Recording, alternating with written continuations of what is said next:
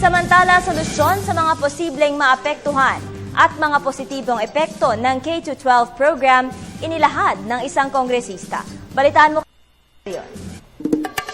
Sa kasalukuyan ng CHEDO, ang Commission on Higher Education ay papasok na sa mga pinal na yugto ng paglalagay sa lugar ng isang establisadong pondo para tugunan ng mga alalahanin ng teaching at non-teaching personnel na maapektuhan sa ganap na pagpapatupad ng K-12 sa 2016. Sa 2016 ay ipapatupad na sa unang batch ng mga grade 11 at 12 para sa mga senior high school na makakaapekto sa pagpapalista para sa kolehiyo.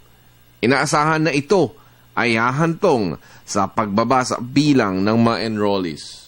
May mga opsyon ng mga tauhan na maapektuhan nito na inaalok na mamasukan ang mga ito para sa mga senior subjects sa high school. Sa kabuuan ay 30,000 guro at 15,000 na non-teaching personnel ang mga apektado. Ayon kay House Committee Chairman on Higher Education, Representative Roman Romulo, may positibo solusyon na nirerepaso ngayon sa pamamagitan ng CHED, ang Departamento ng Edukasyon, TESDA at ang Department of Labor and Employment ang haharap sa mga problema.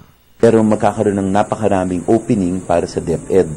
Pagdating ng sa senior high school, pagdating ng 2016. Pero yun nga yung issue ng ibang faculty na kahit na magkaroon ng opening, ang problema nila, kung ano yung kinikita nila ngayon, syempre bababa pag naging teacher 1 sila ulit sa DepEd.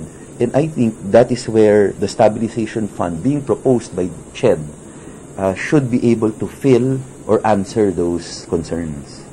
Ayon naman kay Romulo, ang panukalang ma-stabilize ang pondo ng CHED ay nagkakahalaga ng 10 bilyong piso. Ito ay isang mahusay na panimula upang magbigay ng makatotohanang solusyon sa problema, pero maaring hindi sapat ang halaga. Kailangang tukuyin ng CHED ang pondo na kung saan ay ipinatupad mula 2010 hanggang sa 2022. Pero ang siguradong apektado, mga tauhan na maaaring matatanggal dahil sa pagkakaretiro o retrench mula sa serbisyo.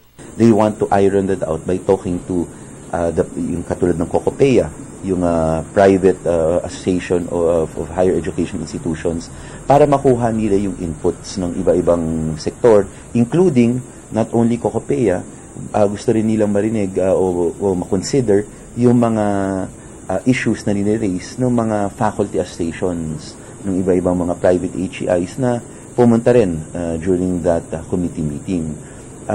If you will take note during that committee meeting, in fact, ang COCOPEA, that was also the first time that they heard of the stabilization fund. Pero even without hearing that, nag-declare naman sila that yung kanilang gagawin na policy is really merit-based.